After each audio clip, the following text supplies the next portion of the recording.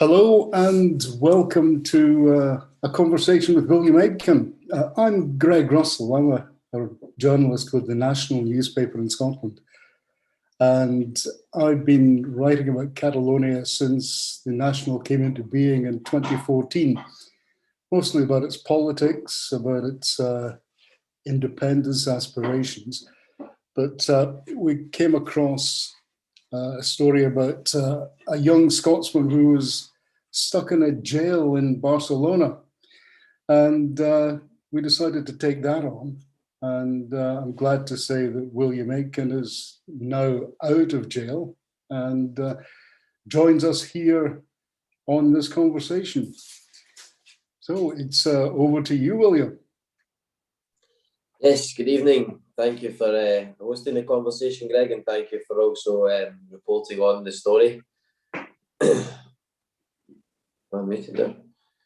So, from the get out, from the manifestations that had been happening in Barcelona, there had been 3 or 4 nights of manifestations where everything was just getting more and more out of hand. More people were coming to the streets. More people were wanting their voice to be heard and changed, and also because of Pablo Hasél as well, with his music and the freedom of speech being changed, or someone being imprisoned for simply writing a song. A lot of the youth just were rebelling against this. So on the evening, I had been skateboarding with some friends, and we were taking the train back to the city centre. So we came out of the train station, and we were instantly in the centre of the manifestation. The train station stairs just entered right into the middle of the riots or the manifestations. So there was instantly groups of people on one side, police on one side, groups of people on the other side. It was very clear where you had to be at this point in time. You couldn't be anywhere near the police, or they were pointing the rubber bullets, the guns that shoot the rubber bullets at you and stuff. It was pretty hectic, because within the first 10 seconds of arriving at Passeig de Gràcia. So I'd been with my friends for maybe 20 to 30 minutes, just walking around the area, just seeing what was happening, lots of stuff on fire everywhere. And I'd probably been at the manifestation for around an hour. And then I had just made a small Instagram video of a huge fire burning at one of the roundabouts. And by the time I had placed my phone in my pocket, then I had been attacked or wrestled from behind, took to the floor by the Mossos, by the undercover police. And they then told me that they had videos of me at 4 or 5 different locations all around the area, which was pretty impossible to be at all these locations at once. So I'd only been there for a short time, and then I was already arrested and on my way to the police station. So I had no idea that it was going to be a prison thing or anything. I was just assuming that the next morning I would have left the prison, I would have left the police station, and that would have been the end of it, maybe a fine or something. But because of the amount of manifestations happening just now, and the way that they are trying to control people and control the voices, then they did come down pretty hard on me with not allowing me the bail. So they remanded me from like the get-go. The free lawyer, or the lawyer of the fiscal, then he wasn't very helpful at the beginning either. It was difficult with the translator, and it just wasn't the best situation to be in, of course. So within being arrested at 9 o'clock on the evening, by 3 to 6 o'clock the next afternoon, I was then in prison in Ingresso with none of my stuff, just completely locked up. I never got to use my phone call in the police station to call Fernanda. They asked me if I wanted to call a medic or if I wanted to call a lawyer. Now, I'd never had any reason to call a lawyer or anything in Barcelona before. So at 4 o'clock in the morning, of course, I wasn't going to phone any lawyer. I was just wanting to phone Fernanda just to let her know where I was and that I was safe, as I'd not returned home from going out skateboarding. But the police just kept telling me later and later and later, and later never came. And the next thing, they were moving me from the police station to the court, which of course then sent me to Brian's Uno, which is a prison in nearby Martorell. And I was kept in Gresso, just like a lock-in cell, just to see if you, for COVID or for other things, before you actually enter the main prison. So I was told here that this is where they kind of monitor and look at your behaviour to see if you're going to go to one of the more heavier areas of the prison, or if you're going to be able to go to module 5, which was where I went, the most relaxed module out of the whole prison. But I was still left in the dark, completely clueless to what was going to happen next. The court lawyer was no help to me, so it was going to take a long time to get an appeal going. Then there was a guy from Sants, which is a barrio just near where I stay, and he was arrested for almost the same crimes, but a little bit different. He was organising people to create protests, not manifestations, but to create protests. So this guy was in the same prison for only 2 days, and then his lawyer had got him out because he was in prison wrongly, or there was some other loophole that his lawyer got him out from. So I then instantly decided that I had to get the telephone number for this lawyer, as he was probably going to be the only person who could actually work for my freedom correctly. And what was his surname, David? Yeah, with that phone call that we made, we got to David Aranda. Yep, David Aranda, a very, very, very good lawyer. He took a lot of care of me. From the beginning, I could feel more than just he was a lawyer. He didn't have the same get-up as the first court-appointed lawyer. This guy actually cared and wanted to get me out. He then passed my details on to other people who would come to the prison to interview me on human rights and on freedom of speech. And lots of other people would come to the prison to visit me, all just through David being my lawyer, my abogado. So I'd been in the prison for, 36 days? 36 days. And then I had the appeal on the Wednesday before I got out. I also assumed that I would have either a video link to the court or be taken there in person, but neither of those happened. So I missed the whole hearing. I wasn't involved in that the slightest. I was just sat in prison waiting to figure out what was going to happen. And then on the Friday, the 26th, luckily enough, my birthday, I had returned from had the gym in that evening, and I went to use the vending machines, and my key card wouldn't work, which was a kind of sign that you were being taken off the system. I then tried the telephones, which was another inside trick to figure out if you were off the system. The first telephone said that I still had calls and credits, so I was like, maybe the machine's just not working, so try it again. I had no credit to use on the machine, and I tried the telephone again, and I had no credit to use on the telephone. And at this point, I asked the functionarios, I asked the guards if they had any information, and they had no information at all, but all the signs from everybody on the inside was telling me that was it. Tonight, by 7 o'clock, I'd be ready to walk out the door, which was fantastic. The prison itself, during the 6 weeks, then it was very relaxed. A lot of the people there were older, or they weren't in for violent or serious offenders, or they weren't repeat offenders either. It was kind of first-time offender people, or people who had served a long time and were then trusted enough to go to this relaxed module. So they offered everything just like any prison would, with school, games, activities. You could go to the library, you could use computers, without the internet, of course, but it wasn't much boring times, so long as I had my head in the correct level, wanting to learn more Spanish, wanting to start to enjoy reading a lot more again, and as well playing other sports other than just skateboarding. There's lots of volleyball, lots of basketball happening, ping pong competitions every day.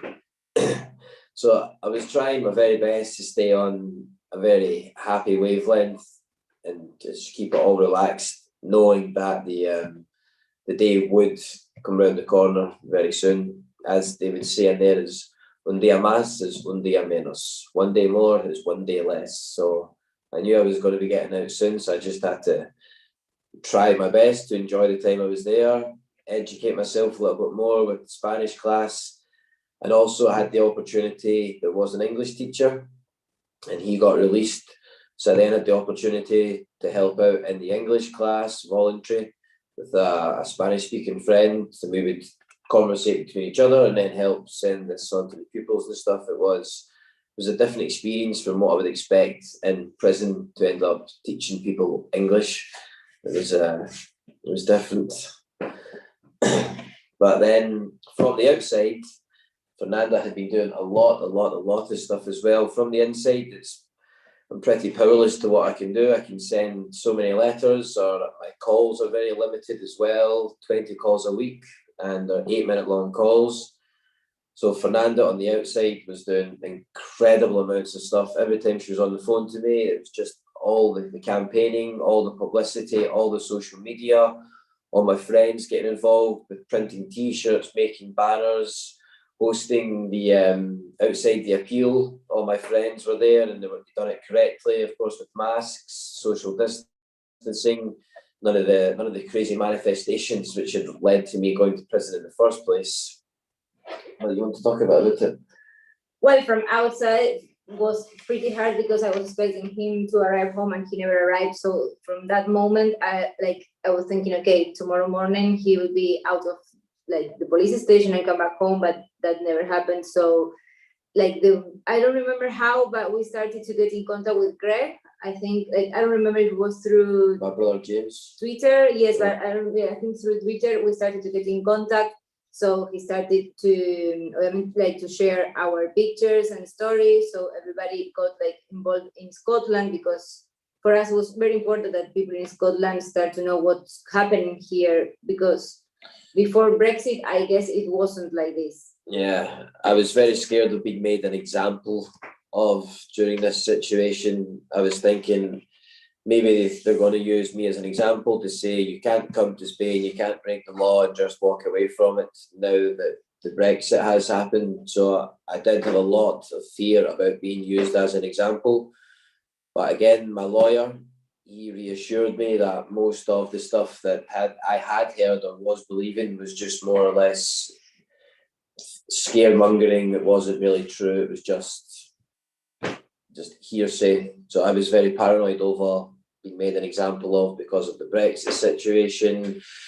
I don't know if I was the only person to be in prison from the UK at this point in time, but it definitely felt like it by the time that I'd been put in the newspaper and everything was getting bigger and bigger and bigger. More people were following the case, more people were donating and sharing. I was like, well, maybe this is the prime time for them to use me as an example. All publicity, not all publicity is good publicity. So in the end, I was very scared of being made an example. But luckily enough, they did bail me, and now I can just wait until the trial to then have to fight the second part of the situation. And we had, was it Angela Crawley, a local MP from Crawley from Lanark in Scotland as well, also sharing and getting everybody else behind me, hashtagging Free William Aitken on the internet. It was just incredible, absolutely incredible. From going in there, especially to feeling that I had done something wrong, because the charges that I've been charged with are, I won't be able to go into them too much just now, of course, because I'm still going to trial. But I went in there feeling extremely innocent and hard done by, and then to be held for the whole entire time, to go to prison, whole guilty before proven innocent. I had the paperwork to prove that I lived in Spain, I had everything, but the fiscal was just hard on me and says, nope, not a chance, you have to go to prison to wait for it, to wait for the trial. So luckily enough, again, I did get David as my lawyer, but inside the prison, then there's so many people who are trapped, waiting for trials. It's just like a big long line, it seems, and there's people who are already waiting 12 to 14 months without a trial or anything. It's a very, very slow system. If you can't afford a lawyer to appeal your case faster, you just have to wait in your waiting line. It's a very rough system. Thank you very much, William and Fernanda and Greg, for presenting. Well, I just have a comment. Well, I understand that, well, in Spain in general, once you enter in pre-trial detention, especially if it's for political reasons, because you were there for political reasons, basically because people were protesting on the streets. And basically, I believe, well, it's common sense that pretrial detention in Spain is used to spread the fear to the people who are protesting. And that's once you are entering this case, like that makes the situation even worse, right? Because that's something that you are out of control. You cannot control anything. There is there's nothing about justice, right? Exactly. Again, it is being used as an example just to show people that if you go to manifestations, if you act the way like this, and if you think differently or look differently or move differently, then you will be treated as such. I was thinking that as well. Yes. Yeah. Yeah. But without trial, then yeah, it's guilty until proven innocent. And of course, if my friends all hear that I got arrested, the next thing, they're not going to go to the manifestations the next day, because they're all in the fear of the fact that they could then end up in the exact same situation as me. How is it your case now? I believe you have to show up in court every 15 days or something like that, or? I had to hand over my passport, Your and now I go to a justice building on every 2 weeks, where I then have to sign to prove that I'm still in Spain until the trial date. You are being charged of public disorders or anything Yeah. else? No, three public disorders, which then break down into the different parts of the public disorders. Again, nothing worth ever sending somebody to prison over. Everyone else who was on the similar charges as me, then they all walked out that day, and I was literally the last one left in the holding cell to then go into the van to prison, simply because of my nationality at this point. Everyone else who had the same public disorder charges, then they all went free, and I had to deal with it the hard way. I'm wondering whether you are awaiting or you have claimed help from the people who was there, whether someone has a video proving that you have done anything wrong. You haven't done everything where you're doing there, it's correct and right. My lawyer has investigated the evidence that the police have, and it's nothing but words. They don't have solid video evidence or photography evidence that I'm actually doing anything wrong. I'm not aware of any videos of me until I was actually being arrested. At the point of me being arrested, then there was so many cameras and people flashing all up in my face as I was held against the big Mosses fan. So there would be videos of the actual arrest, but videos beforehand, then I don't really know. The only video I'm kind of looking for is the one of me leaving the train station, so that they can see that I wasn't there for the amount of hours that they're trying to say that I was there for, in all these different locations, organising different movements or attacks on them at this point of the evening. I was only there for simply 45 minutes to an hour. But within that, then these type of environments definitely change your frame of thinking pretty quickly when you're almost in what feels like a war zone. It was pretty crazy. Did you get any help at all from the British consul? Yes, I got a pack in the mail with all the information of the prison. By this time, I was fully aware of how everything in the prison would roll, with visits and how money would operate with a key card and whatnot. So I received a package from them telling me all my rights and everything that I would be allowed and would not be allowed to do and would not be allowed to do in prison. They sent me some information to contact prisoners abroad, and then on the back page, they sent me a page of translated legal words, which actually did come in pretty handy.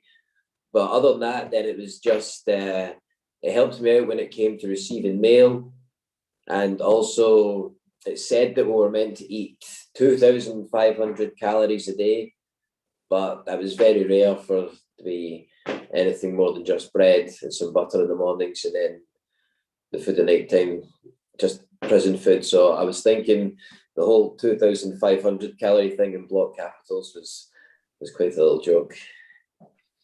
Because the Foreign Office told me that they had been in touch with you, so I presume that sending you a package of bits of paper and things was their way of doing that.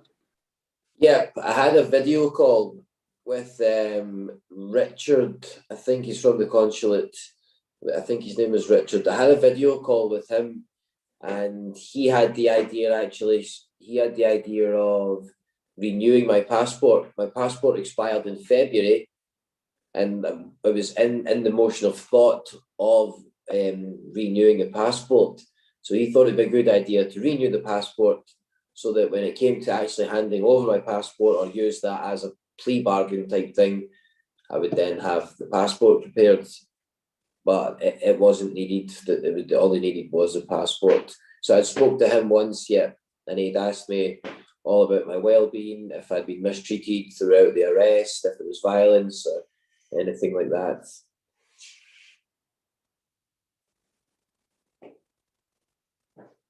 But that was from Richard from the consulate. Yeah, what's now the next step for you? What are you planning to do? There's anything that you're intending to do for helping you in the cause, or it's just promoting the social media, what happened to you, to help you, or? Promoting social media, but not to help just myself, to actually help the whole freedom of speech movement over here. Since I've been in the prison, there's been a lot of people contacting me from different organisations, different groups who want to speak to me, who all want to hear the whole process from the beginning to the end. So I definitely want to continue talking about my case, not just for my case, but just for the fact that other people can take information from it and use it whatever way they then want to, positively, hopefully. But just now, I've been out for 6 days, so I've not actually looked at any of the letters. I have to set a day aside and then reply to all these letters which I received in Spanish and in Catalan and English, and people from everywhere, all different groups of people who've been wanting to speak to me about the freedom of speech and expression. So I believe there is an inflection point while you were in prison, in which you decide to get out of anonymity, right? That, I mean, to put some pressure, because you were spending so many days in prison and nothing was changing. And isn't it like this, that you decide, okay, let's add some pressure, some public pressure. I am William, I am here, and I've done nothing. I'm here for political reasons. How was that? How did you decide that?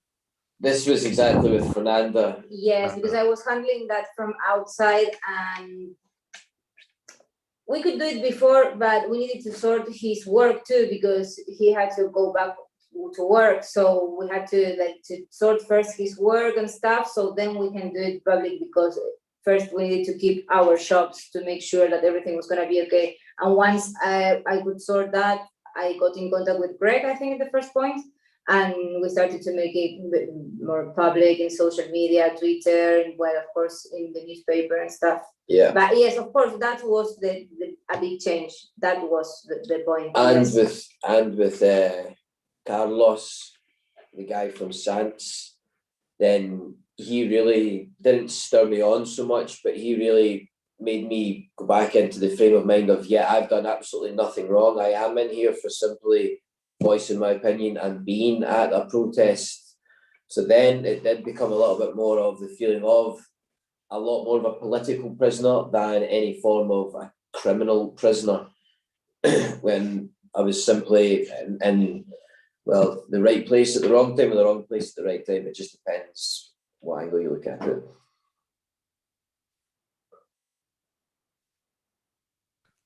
Carlos, do you have a question? Yeah, so this inflection point that we just mention. Of course, it was just a matter of days. I think it was a press release from Alerta Solidaria that mentioned that one of the arrested was from the UK. And on that same day, we contacted Greg from the ANC England to spot that. And on the following day, he already had done a newspaper article on that. So Greg, can you take it from there and see from your perspective, when did you first saw that and your vision of the whole media context of these shameful detention things? Well, I think William had been inside for about 2 weeks when we found out about it. And it was somebody contacted me through social media.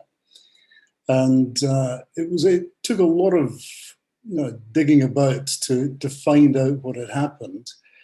But Fernanda was very good. When I eventually got in touch with her through various contacts in Barcelona, I think.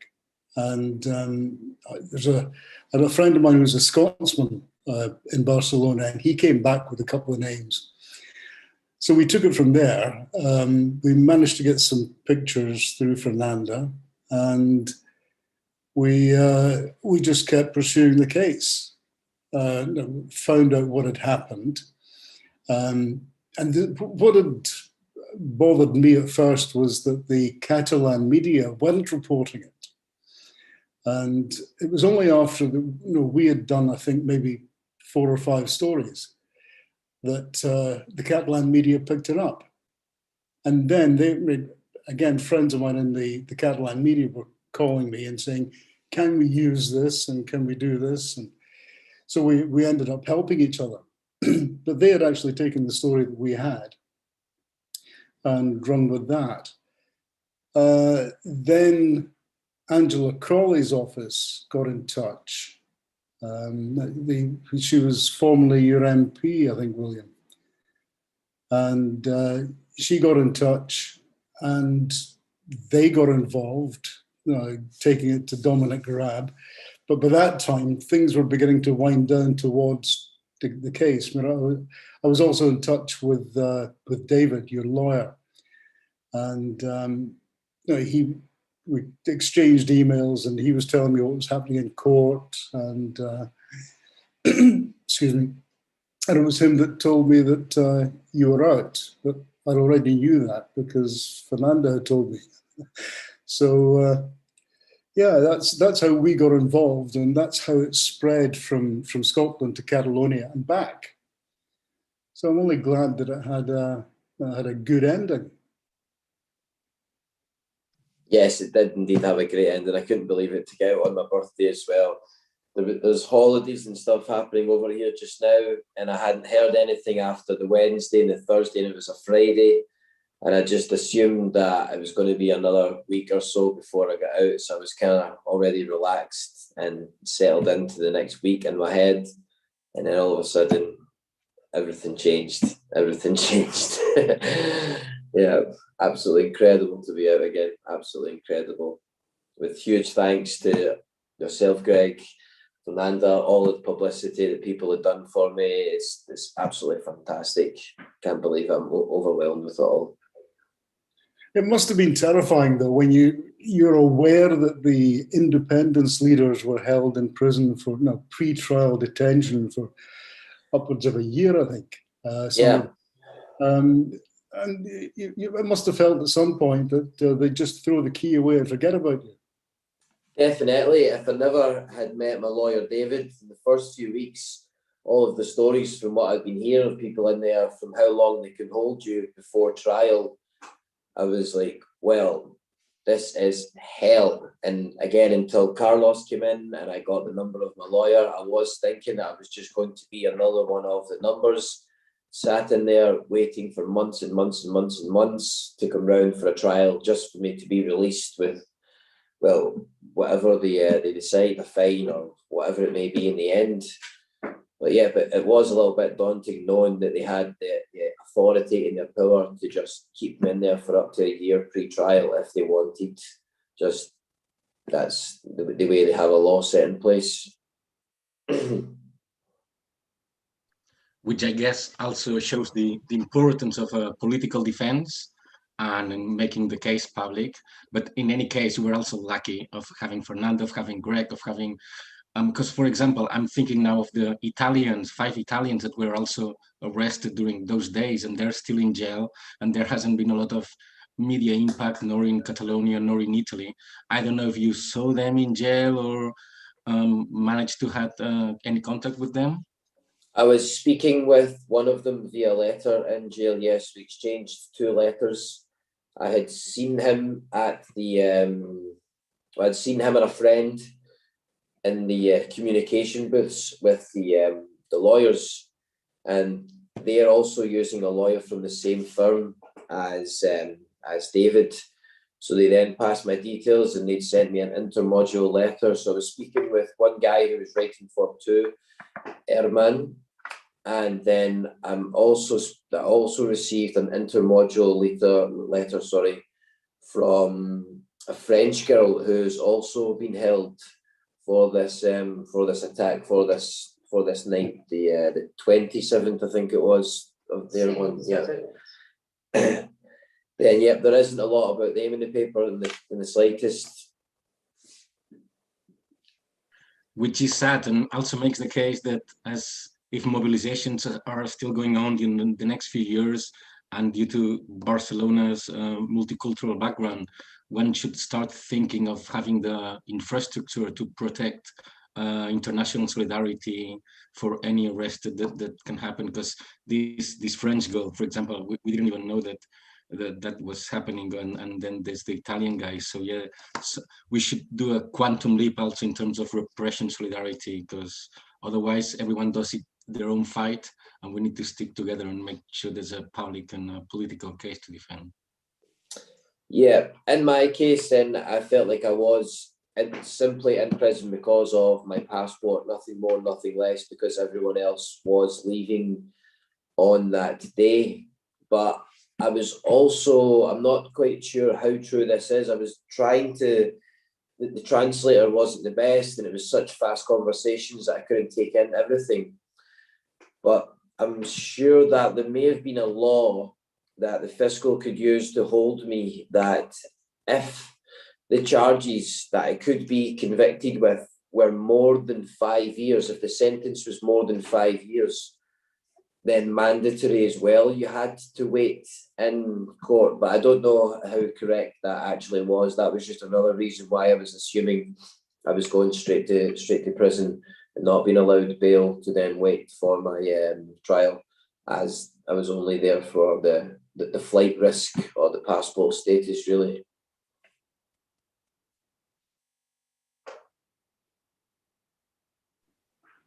Did you vote for Brexit?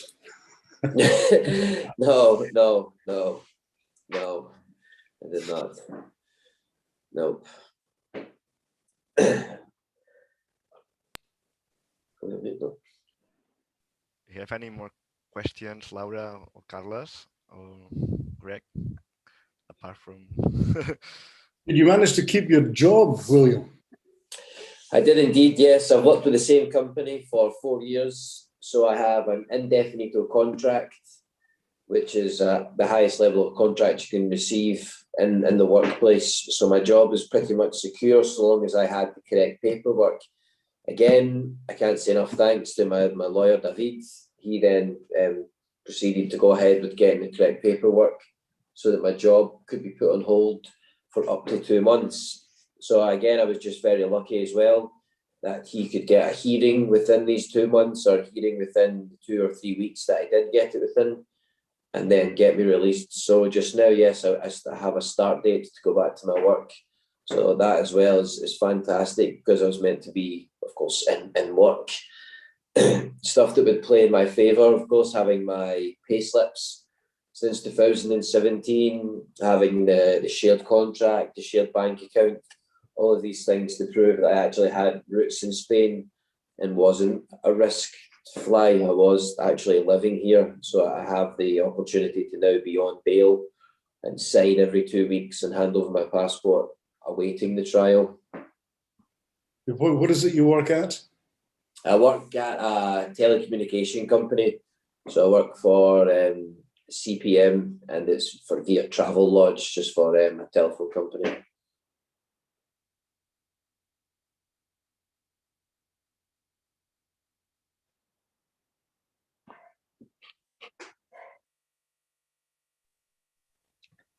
What are you expecting next to happen? Next will be just trying to get my life back as my actual normal routine as it was. It wasn't the longest amount of time to be away, but it's still very alien-like to come back to everything after being away for so long. It's the longest I've ever been away from my house, my girlfriend, for anything. So just now, I'm waiting for my lifestyle to kind of resume back to normal order, and then start to reply back to all my letters and see where all these letters will be going and who I'll be communicating with and what can be the next step, and keeping active with changing human rights and freedom of speech without being at the front line of manifestations. Have you been given any date for your trial or not yet?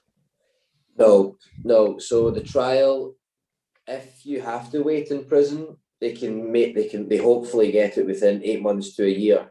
But if you get the bail, the provisional libertad, then it's as if you go to the back of the line. So then my lawyer said I could have to wait for 1 or up to 2 years before I will even have a trial, which again is not the best, as I can't leave Spain for 2 years. I can't fly home to Scotland. I don't know the ins and outs of it exactly yet, if I can apply for holidays or for vacations or anything, but I'm assuming when you hand over your passport, then that's it until trial. And going back to Laura's question, like you mentioned, you will now respond letters, etc., like this kind of ongoing political activity. I also think it's worth ensuring that the case is known, like you're doing today, like more debates and talks, both in Catalonia and abroad, explaining like you did today, just like what was your situation there, what's the case of other activists that have been jailed, what's the situation of social prisoners that have been in pre-trial for so long time, the situation in prison. I mean, at the end of the day, you could even, write a book, My Month in a Spanish Jail, and it could be a bestseller, William. Yeah, I did actually start to write down a daily diary with the madness or the lack of madness some days, what would be going on in prison. But yes, replying to letters and keeping the case active, not just simply, again, for the fact of young people going out there, making a mistake, standing at the front line, and then ending up in prison with a whole load of lies being told about them and everything like that. A lot of people from Catalonia have messaged me with like a translated saying that they're writing from the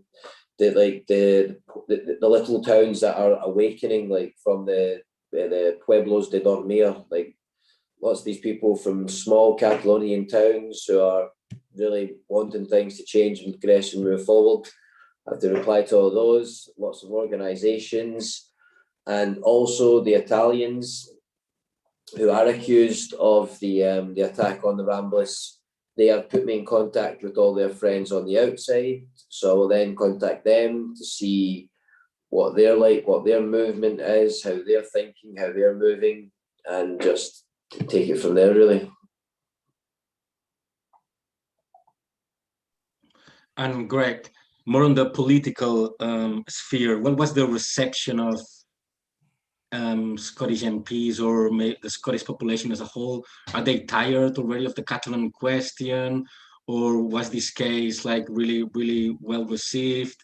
Maybe was there any change in reception between SNP and the recently created ALBA party? What's the context there? Well, sorry, ALBA didn't exist when this was all happening. It's only come up in the past couple of weeks. So they weren't involved. The SNP didn't get involved as a party. It was one of their MPs, who happened to be William's old MP. She contacted me, and we gave her all the details. I sent her the details that we had. And then she took it up. And we followed up with that again about a week later. Elsewhere, I mean, very little was said about it in Scottish media because they don't, because we are an independent supporting paper. We've been writing about and featuring Catalonia in over the past 6-7 years. Other papers here don't, because they're all very pro-establishment.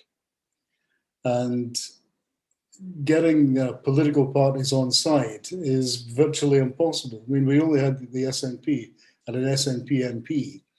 If William's former MP had been Labour, I doubt very much if they'd have spoken to us or whether they'd have done anything. There's that much of a political divide, between the two. Whereas we are quite happy to publicise human rights breaches and the like, the regular media, the mainstream media, don't to the same extent. We'll give it a front page or a couple of pages inside, and they'll put it as a little story on the bottom of the page, deep in the book. So it's just a different way of approaching it. Which is sad, no? Because if it had been a British citizen arrested for a month in Myanmar or Belarus, it would have been on the front page of all the papers and on the BBC, etc. Yeah, it's a different perception. They look at these things in a different way. I mean, they put it down to a rabble of troublemakers or something, but it's not. I mean, it's happening more and more often. And William's case illustrates that perfectly. I mean, he was arrested, he got off a train and walked into a crowd. I know the station you're talking about. And you walk out there and you're just in the middle of the street. And if things are happening around you, there's absolutely no way you can escape that. And to be arrested, I think a lot of it was probably bad luck, getting off the wrong train at the wrong time. But to be kept there for as long as you were is ridiculous.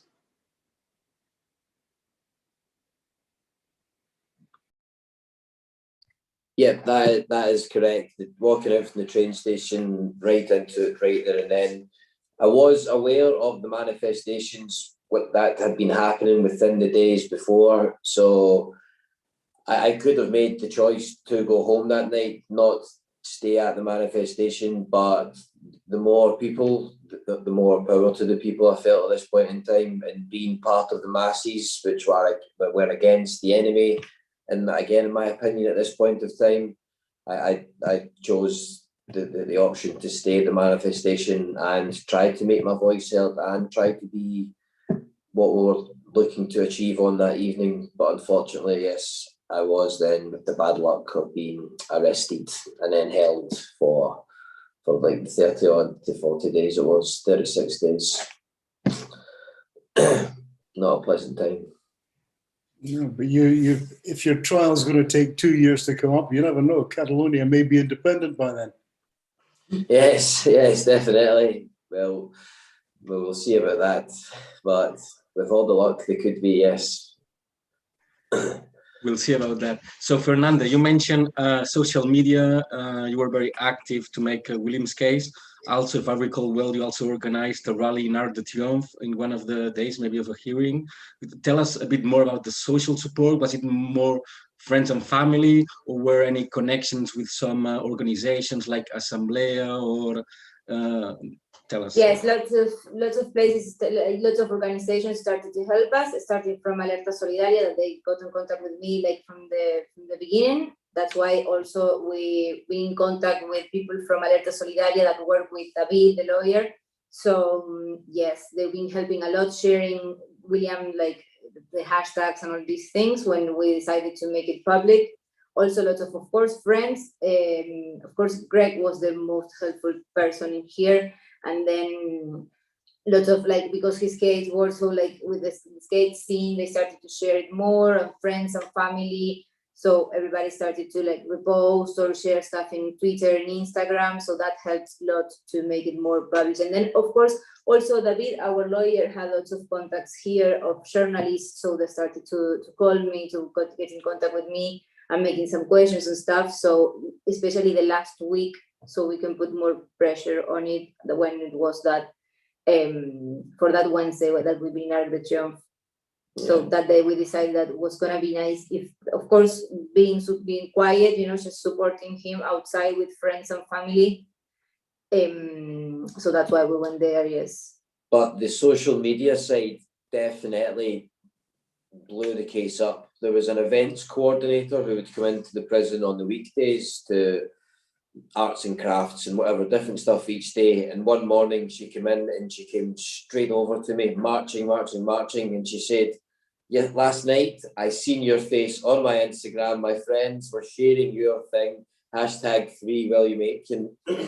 And then it really hit home to me, like, wow, this is actually getting out there. Someone from inside the prison now has then seen the social media aspect of it, which was very, very, very nice.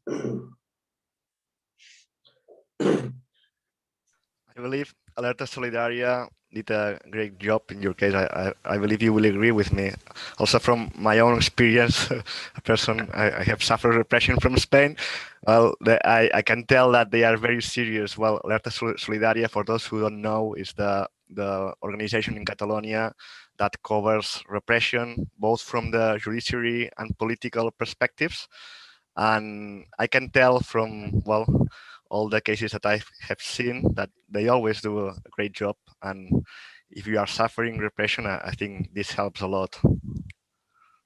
Yes, they have lots to share and lots to give, like all the time, like calling at me to see if we need anything, if he was okay, if I was okay, or if I have anything new to share, or if whatever I needed, they were there.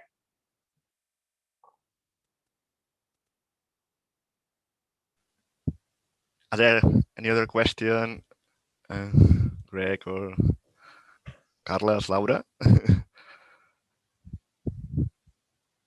No.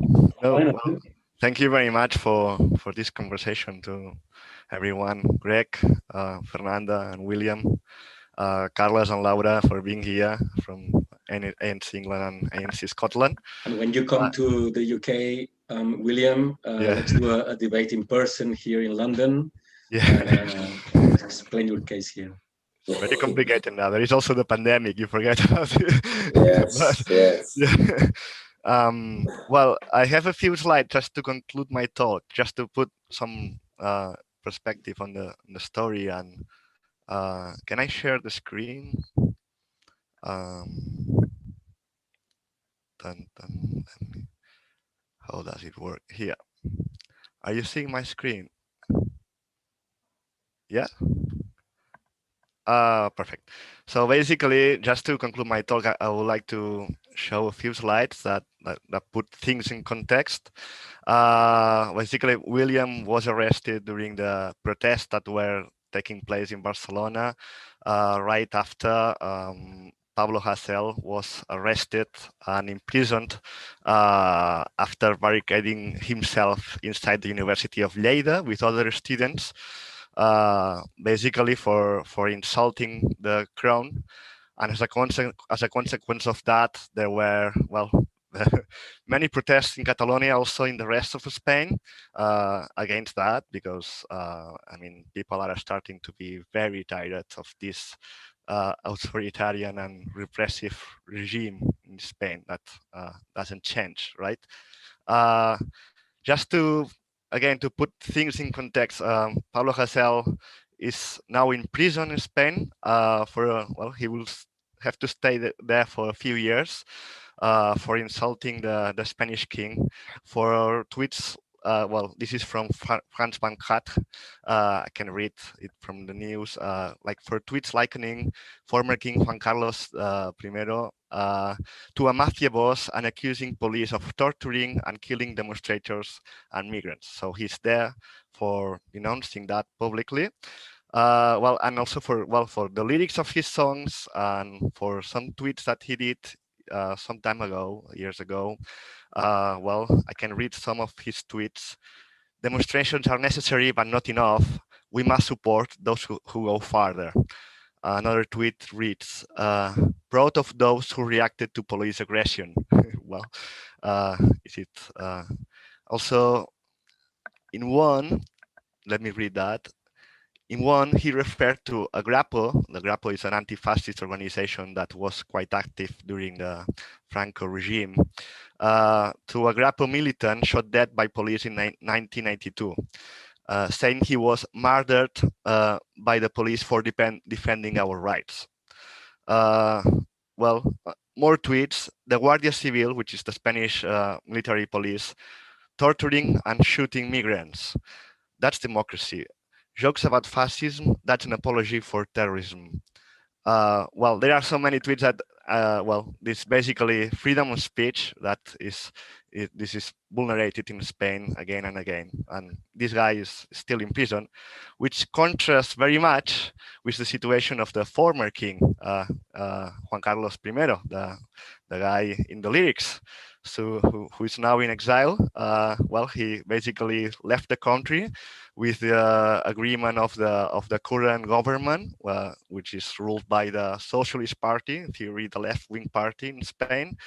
So nothing changes, either if it's from if it's ruled from the by the right-wing party or the left-wing party.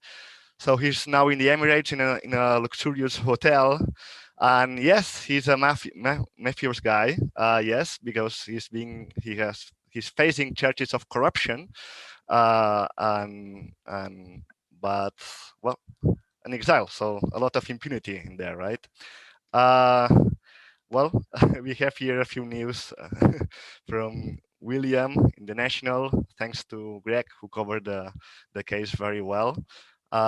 Also, he appeared in the Catalan media, the Tres 24, the one of the leading newspapers in Catalonia, VilaWeb, Catalan News.